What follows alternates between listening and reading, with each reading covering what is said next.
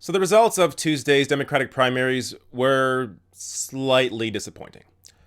There were a few good wins, and I'm going to have a video on that, but there were a few disappointing losses. And I want to focus on two of them here, but also, I also want to really focus on how the media takes this news. The mainstream news, the corporate media, how they try and frame these losses and how they are incorrect to do so. So first, let me show you what happened to the two disappointing races that I want to highlight here. So this is the governor Democratic primary where Abdul El-Sayed, the guy who was endorsed by Bernie Sanders and Alexandria Ocasio-Cortez, he lost. He lost to Gretchen Whitmer, who is a typical corporate Democrat. And let's take a look at their money. So this should be the focus of the media. When these progressives lose, this is not simply about a debate of ideas and who had the better ideas. And the person with the better ideas won that district or won that state. That's not what this is about. I mean, you could say it's part of the debate, part of that discussion. But the real focus should be on the money.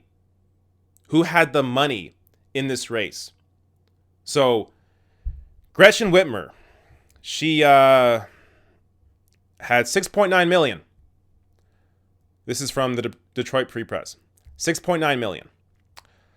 Sheree Thander, who came in third place, 10.2 million. Okay, before I get to Abdul El-Sayed,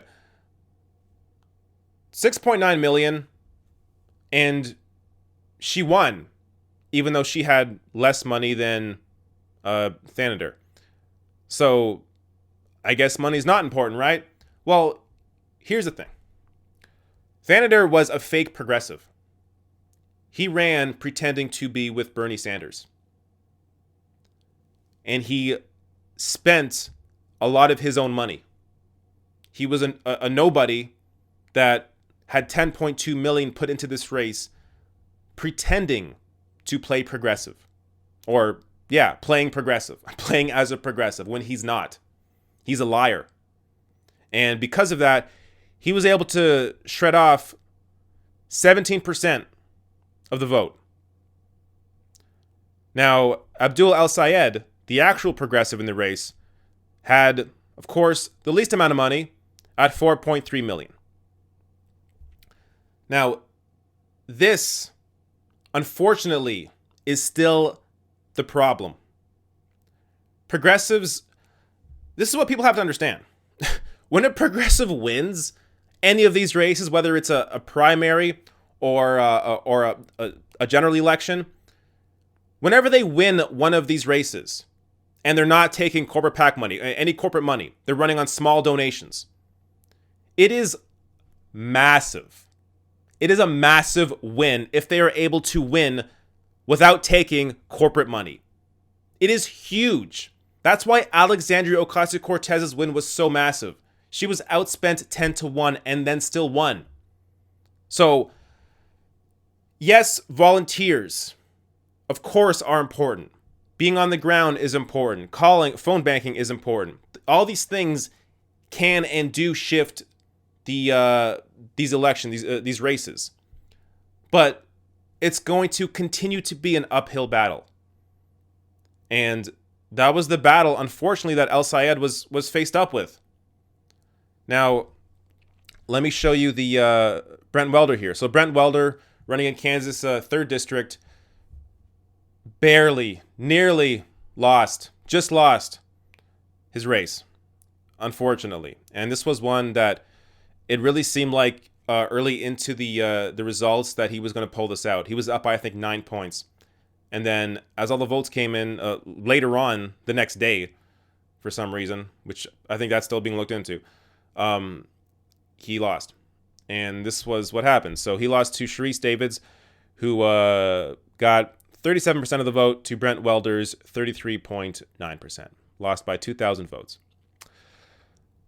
Now, again, let's take a look at the money. So when you first look at this, hey, wait a minute. Brent Welder raised more money than Sharice Davids. He has no excuse. He raised more money. Well, that's just the money they raised. How about outside spending? When you look at outside spending, that's where Sharice Davids' money came from. So outside spending, $678,000 of outside spending for Sharice Davids, compared to Brent Welder's $36,000 of outside spending. When combined, Davids, combining the outside spending with the money raised $1.023 million, and Brent Welder raised $713,990. So this was closer in terms of money, which also helped, I think, with the results, showing that Brent Welder, while he lost, he was a lot closer than El Sayed was in his race. But money, and in this case, outside spending, is largely why Davids won. And this is going to continue happening. So I also don't want you to get too discouraged. Understand that losing is part of this battle. When you're a progressive and you are uncorrupted, because you're not getting that money, it's harder to get your voice out there. It's harder to get your name out there. Money is incredibly important in these races, which is why it's so important to get money out of politics. So then this can actually be a battle of whose ideas are better, whose politics are better. But right now, that's not what's defining these wins. It's largely money. And so what do you think? What do you think the mainstream press thought? What do you think the corporate media? How did they frame these losses? I'm sure they were very aware of the difference in money and how that plays a part. Oh, of course not. Shut the fuck up. What actually happened is Politico put out this analysis. If you thought that Alexandria Ocasio-Cortez's upset primary win over Joe Crowley meant the Democratic Party was poised to go socialist, think again. And then this beautiful headline: down goes socialism. Oh yes, because taking oodles of corporate money means absolutely nothing in these races.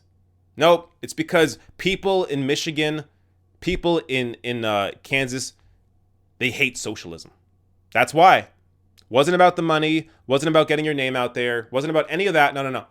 It's simply about socialism versus corporate Democrats. Socialism versus neoliberalism. Give me a break.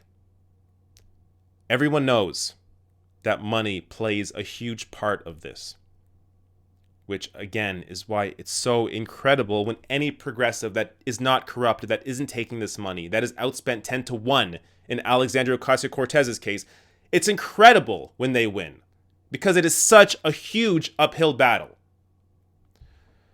So this is what Alexandria Ocasio-Cortez tweeted out the day after, and I think it's important to keep in mind what the strategy is here. So she tweets out, movement strategy: push in winnable races, build power and win some in long shot races, make unlikely races flippable for the next cycle, advance the front lines for economic and social justice everywhere. So that's the strategy. She's 100%.